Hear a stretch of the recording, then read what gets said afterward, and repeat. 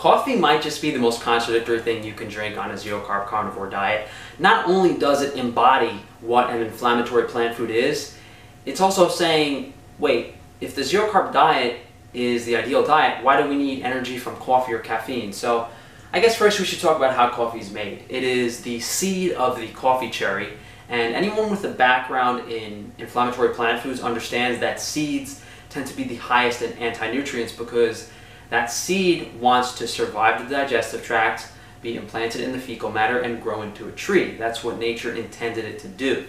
Now, what you're pretty much doing, we take this coffee bean, we ferment it for a couple months, we increase the histamine content, we dry it out, then we ship it around the world and roast it, removing any, potential beneficial effects that might be in a raw product.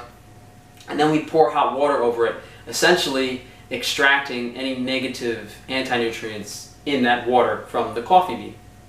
Now, you're taking a cup of this plant food that's very high in phytic acid, oxalates, histamines, drinking it, and it's wreaking havoc on your digestive system. And I think anyone who drinks coffee would agree to this, how quickly it goes through them, how their stomach feels. It's a super inflammatory plant food. There's no two ways about it. And the goal of the zero-carb carnivore diet being to remove inflammatory plant foods, this is one of the most contradictory things you can do for your gut health.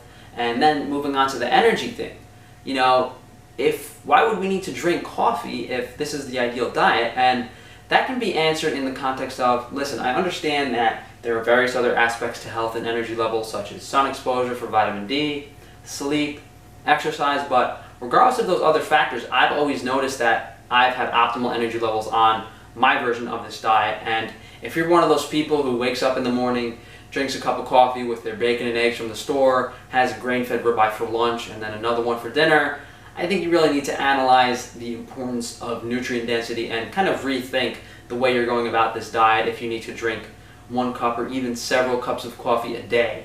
Definitely something to be said about the volume of food you're eating, the quality, how it's being digested in your digestive system, and various other factors to consider in regards to your diet. But to just sum up those 2 points, don't consume a super inflammatory plant food and increase the nutrient density of your diet. And get some sun, get some exercise. That's what's going to give you consistent energy levels and make you feel better. And we could argue all day about how certain indigenous groups might have prepared this, but the way we prepare it today certainly isn't one of them. And then we could argue, well, is there a healthy version of coffee? Is it okay to consume coffee in the context of a healthy, high vitamin, zero carb diet?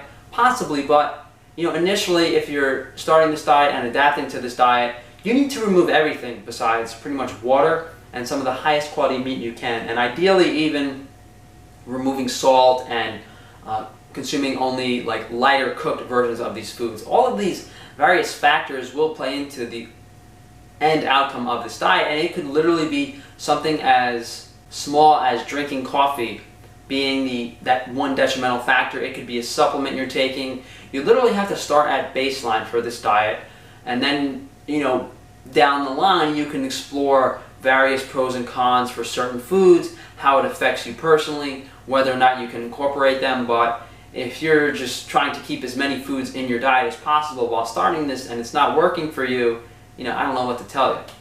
I just don't see how someone could justify drinking coffee from really any perspective. And maybe from an enjoyment point of view, if you like certain espresso or various preparations just for taste, I could see that. But to drink it on a daily basis and justify its consumption is something that's very difficult for me to say.